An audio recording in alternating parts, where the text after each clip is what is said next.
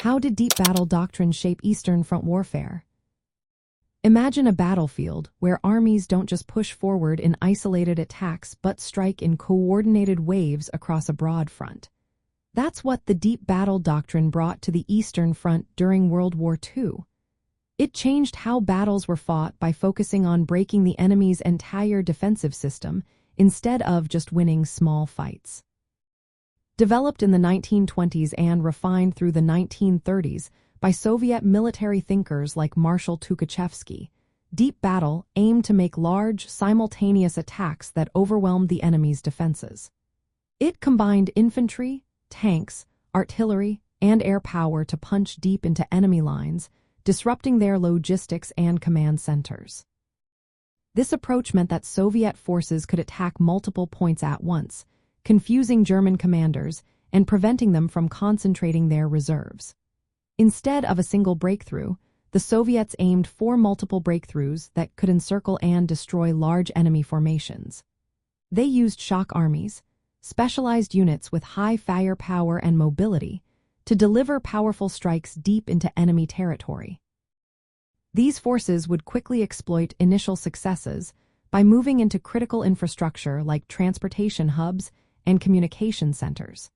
The goal was to paralyze the enemy's ability to coordinate defenses and reinforce frontline units. One of the most famous uses of deep battle was during Operation Bagration in 1944.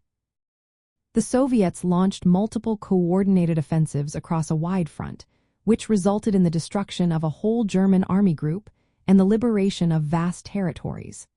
Unlike the German Blitzkrieg, which relied on a single breakthrough, the Soviet approach kept German forces guessing about where the main attack was coming from.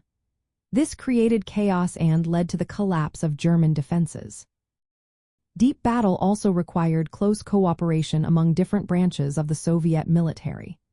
Infantry, tanks, artillery, and air forces worked together to keep the pressure on the Germans, denying them time to regroup or counterattack effectively. This shift from static, attritional battles to dynamic, fluid campaigns allowed the Soviets to regain the initiative after early setbacks.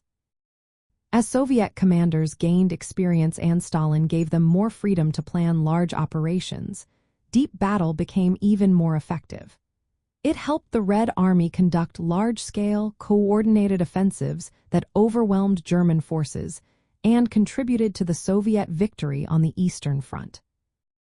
In essence, deep battle was a game-changer, turning the battlefield into a chessboard where the Soviets could strike multiple blows at once, dismantling the enemy's entire war effort piece by piece.